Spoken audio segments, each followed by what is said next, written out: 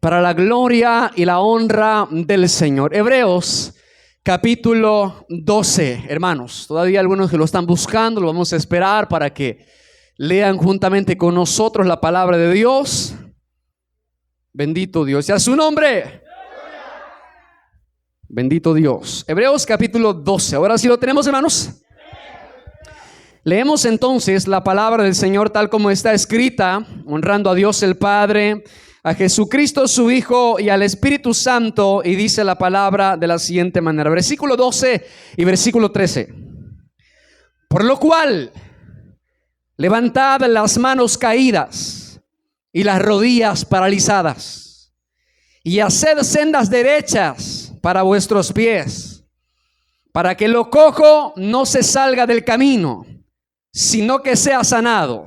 Hasta ahí vamos a leer. Oramos rápido. Padre, hemos leído tu palabra y necesitamos siempre la guianza del Espíritu Santo para que nos pueda dar, Señor, ese denuedo, esa sabiduría, esa dirección recta para poder explicar la palabra, Señor, de manera fiel y de la manera más sencilla también, para que todos los que están en este lugar podamos, Señor, comprender el mensaje que tú nos traes esta noche. Señor, fortalece la vida de mis hermanos, oh Dios. Aquel que tiene sueño, dale fuerzas para mantenerse despierto. El que está cansado, que tu Espíritu Santo también lo pueda fortalecer. Señor, trae esa palabra, cumple el propósito, Señor, que tú estableciste para esta noche. Estoy delante de ti, Señor, y hablo de tu parte. Te lo pedimos en el nombre santo y glorioso de Jesucristo, nuestro Señor y Salvador. Amén. Pueden sentarse, hermanos. Le invitamos a que pueda estar atento, hermanos. Si ve que su hermano que está a la par se está durmiendo, ¿verdad? Usted ahí anímelo y despiértelo. Dígale, hermano, no se duerma todavía, ¿verdad? Gloria a Dios.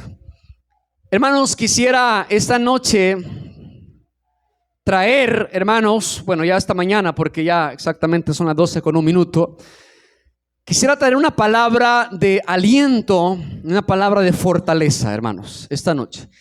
Y el tema con el cual quisiera titular este mensaje es fortaleciendo las manos cansadas y las rodillas debilitadas.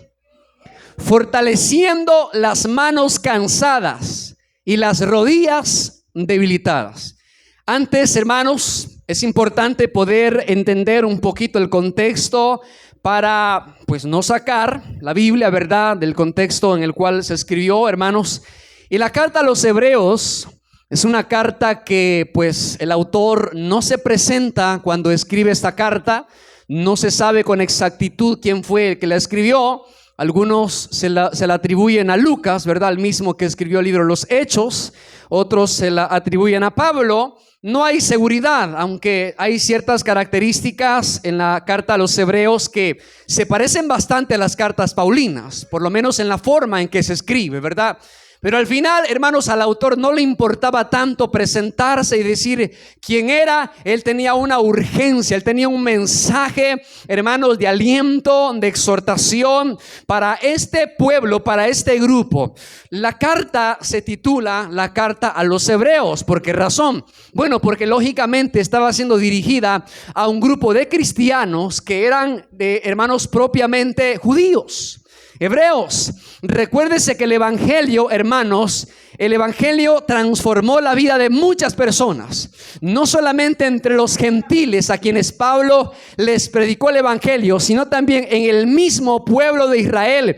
A pesar de la dureza que había en el corazón de algunos, cuando se predicaba el evangelio, hermanos, los corazones de algunos judíos eran transformados por el poder de la palabra, porque Pablo claramente testificó y él dijo: no me avergüenzo del evangelio, porque es poder de Dios para salvación. Así que, hermanos, el mensaje principal o uno de los mensajes de la carta a los Hebreos, hermanos, es poder mostrar la excelencia del nuevo pacto y también poder mostrar la superioridad del sacerdocio de Cristo Jesús. Los hebreos, los judíos conocían muy bien, hermanos, todo lo que era la parte levítica, conocían las funciones del sacerdote, cuáles eran sus oficios, conocían, hermanos, para qué los había escogido el Señor a los levitas. En fin, ellos estaban muy familiarizados con todo lo que tenía que ver con el sacerdocio. Conocían también las implicaciones del pacto de la ley que el Señor le entregó a Moisés en el monte Sinaí. Ellos conocían perfectamente eso, pero era necesario que este grupo de hermanos que eran judíos propiamente, hermanos, entendieran que el pacto antiguo, el pacto de la ley, hermanos, no había podido cumplir, por decir así, mi querido hermano, el propósito que tenía, pero no porque en el pacto había en sí un defecto. El problema no estaba en el pacto, el problema estaba en usted y yo, que somos nacidos del pecado y que nosotros no amamos la ley de Dios. Somos, hermanos, inclinados al pecado, pero la palabra de Dios y la ley de Dios sí es perfecta, que convierte el alma. Así que Dios tuvo que renovar su pacto, porque el problema estaba en el hombre. Su ley no tiene problema, su ley es santa, es pura, dice la palabra. La ley cumple la función que tiene, pero el problema, hermanos, está en el ser humano. Por eso Dios tuvo que renovar su pacto. Y entonces, hermanos, el escritor de los Hebreos tuvo que poder traer a la memoria de estos hermanos todas aquellas figuras del culto levítico, el orden de lo que era el tabernáculo de Moisés, las funciones de los sacerdotes, hermanos, y todo lo que eso implicaba. Pero lo importante, lo que quería este escritor, era que entendieran estos hebreos que ni Aarón, ni los levitas, ni ninguna orden, hermanos, de los sacerdotes que servían al templo de Moisés eran, hermanos, para siempre y no tenían un sacerdocio que fuera inmutable. Pero sin embargo, en medio de ellos, hermanos, en medio de todo lo que ellos eran, apareció un gran sumo sacerdote llamado Cristo Jesús, que dice la palabra que traspasó los cielos. Y este gran sumo sacerdote presentó un sacrificio perfecto, no como aquel sacrificio, hermanos, de aquel antiguo pacto que tenía que ofrecerse muchas veces, sino que dice el escritor de los Hebreos que este sacrificio que el Señor presentó, que Jesús presentó, se entregó una sola vez y para siempre. Y fue tan poderoso y tan grande su alcance, que por ese pacto de redención y por esa sangre, todos los que estamos en este lugar hemos sido redimidos, nuestros pecados han sido perdonados y estamos en este lugar alabando y bendiciendo el nombre poderoso de Cristo Jesús, hermanos.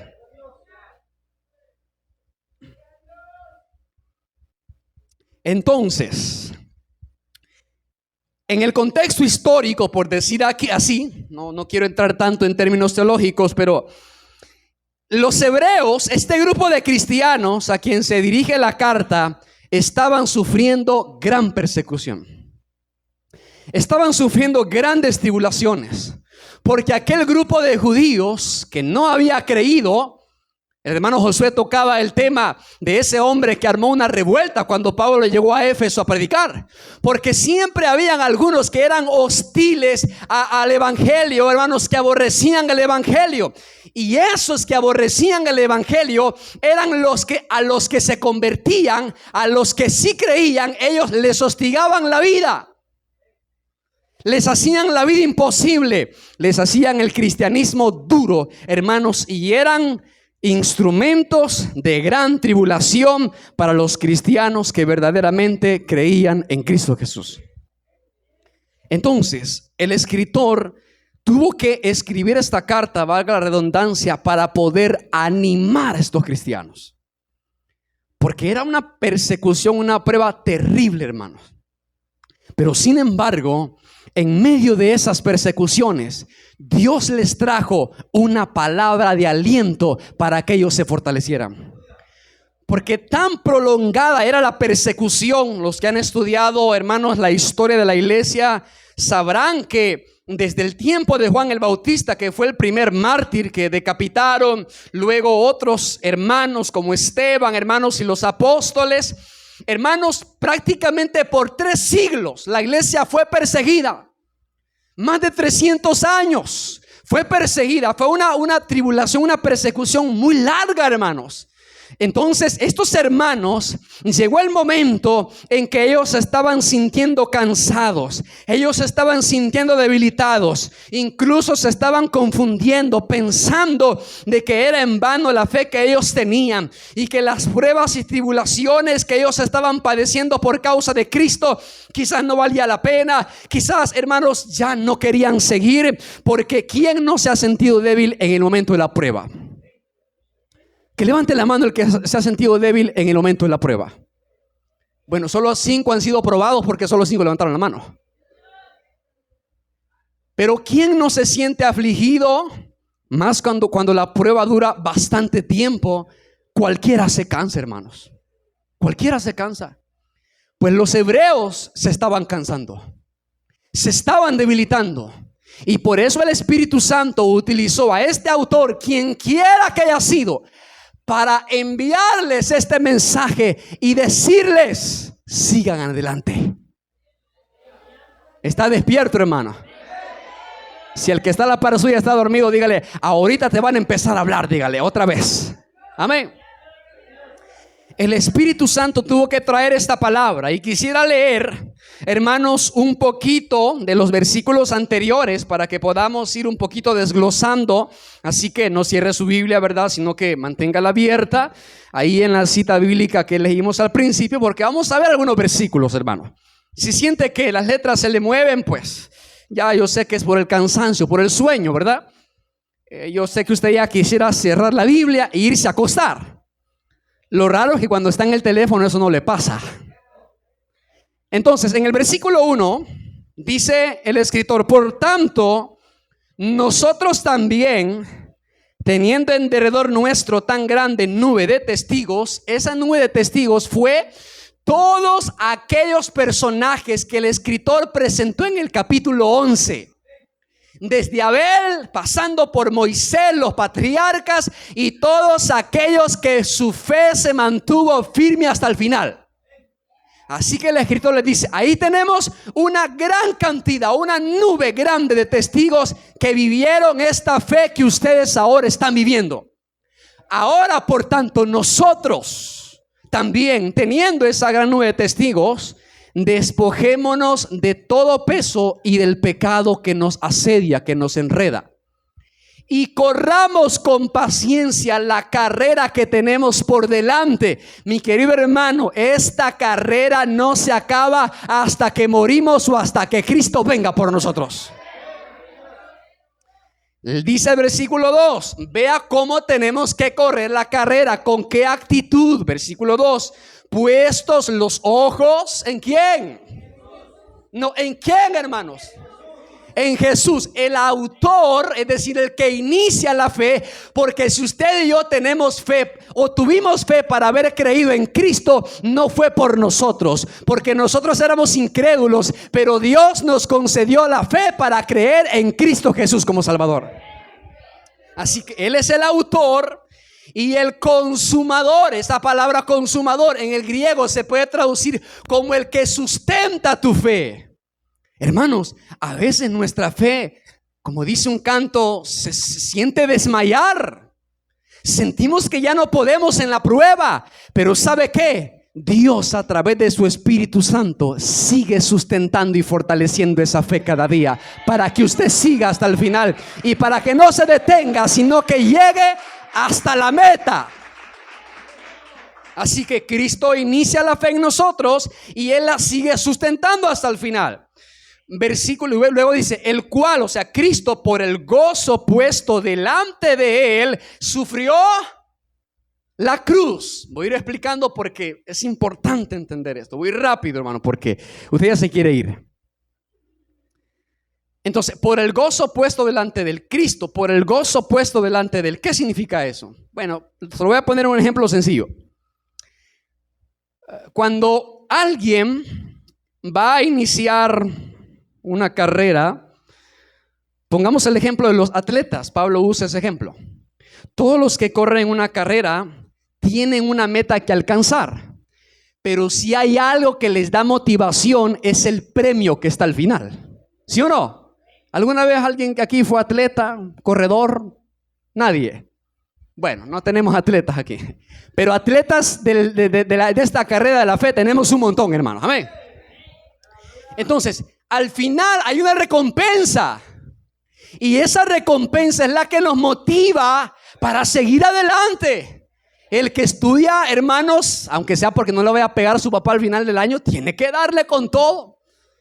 Aunque pase raspada las materias, ¿verdad? Con 5 en todo el certificado, pero hay algo que lo va a motivar, que por lo menos su papá le va a decir, no te voy a pegar porque pasaste, pero pasaste raspado. A otros los motiva una medalla, un reconocimiento del profesor, y eso los mantiene estudiando, desvelándose, los mantiene ahí, hermanos, ocupados, empeñándose, esmerándose, porque ellos no solamente se conforman con el certificado, sino que ellos quieren obtener un premio, un primer lugar, segundo lugar y tercer lugar. Pues ese es el gozo que se pone delante, que es una motivación para poder llegar hasta el final. Pero en el caso de Cristo, sabe quién era su gozo, sabe cuál era su recompensa. No eran cosas materiales. Cristo no necesitaba correr la carrera por una corona, si Él es el Rey de Reyes y el Señor de Señores. Él no iba a correr esta carrera, Él no iba a venir aquí al mundo a dar su vida y a vivir la vida perfecta de obediencia porque le iban a dar el cielo, si Él es el dueño del cielo y de la tierra. Entonces Cristo no estaba en este mundo corriendo la carrera que el Padre le designó, la obra que el Padre le estableció, porque le iban a dar algo en el cielo, alguna recompensa. Mi querido hermano, el gozo que Cristo tenía o la motivación que estaba frente a Él, éramos usted y yo. Usted y yo, lo que Cristo veía adelante. Es decir, al final, cuando Cristo ya iba a terminar su ministerio, su carrera, cuando Cristo iba a terminar la obra que el Padre le había encomendado, lo que Cristo veía adelante era un pueblo redimido. Y fíjese que en Isaías capítulo 53 hay un texto importantísimo, mi querido hermano, que nosotros deberíamos de analizar bastante y meditar bastante. Hermanos, en estos versículos ya creo que todos nosotros sabemos de lo que nos habla el capítulo 53 de Isaías, ¿verdad? Nos habla del siervo sufriente que es Cristo Jesús, hermanos. Pero en unos versículos, vamos a leer quizás del versículo 7, pero rápido porque quiero llegar rápido al mensaje, al centro del mensaje. Versículo 7 dice: angustiado él y afligido, no abrió su boca. Como cordero fue llevado al matadero, y como oveja delante de sus tranquiladores se enmudeció y no abrió su boca. Verso 8: por cárcel y por juicio fue quitado, y su generación, ¿quién la contará? Porque fue cortado de la tierra de los vivientes. Y por la rebelión de ¿quién dice ahí? No, ustedes están dormidos, hermanos. ¿No han hallado Isaías 53? Y por la rebelión de mi pueblo fue herido, y se dispuso con los impíos su sepultura, mas con los ricos fue en su muerte, aunque nunca hizo maldad, ni hubo engaño en su boca. Versículo 10: con todo eso Jehová quiso quebrantarlo, sujetándole a padecimiento. Y oiga esto: cuando haya puesto su vida en expiación por el pecado, verá linaje, descendencia, vivirá por largos días, y la voluntad de Jehová será en su mano prosperada. Pero ojo con el versículo 11, y aquí quiero que se grabe este versículo. Verá el fruto de la aflicción de su alma y quedará. Hermanos, cuando Cristo murió en la cruz y Él dijo: consumado es, la deuda está pagada, todo está hecho, los escogidos han sido redimidos por mi sacrificio. Cristo, estoy seguro que en su mente En su mente nos veía a usted y a mí, así como Juan vio en Apocalipsis a aquellos miles y millones que estaban con vestiduras blancas en el trono alabando al Señor. Porque la aflicción de Cristo no fue en vano. Él sufrió la cruz y todos los dolores porque Él tenía un propósito y Él quería salvar el alma de los pecadores. Él quería salvar a los hombres que no podían salvarse a sí mismos. Ahora que Cristo, hermanos, ha hecho lo que hizo, Él está viendo el fruto de la aflicción de su alma. Somos usted y yo que estamos en este lugar, que ahora por la gracia y la misericordia de Cristo Jesús hemos sido redimidos, y Cristo, hermanos, está satisfecho. Pero ¿sabe cuándo va a tener mayor cumplimiento este texto? Cuando todos nosotros, usted y yo, estemos ante el trono adorándole al Señor con todo nuestro corazón, porque seremos esas almas redimidas que Cristo escogió, que Cristo levantó, hermanos. Deberíamos de estar sumamente agradecidos. Gloria a Dios, hermanos. Si le va a aplaudir, no lo haga por el grito, haga porque está agradecido.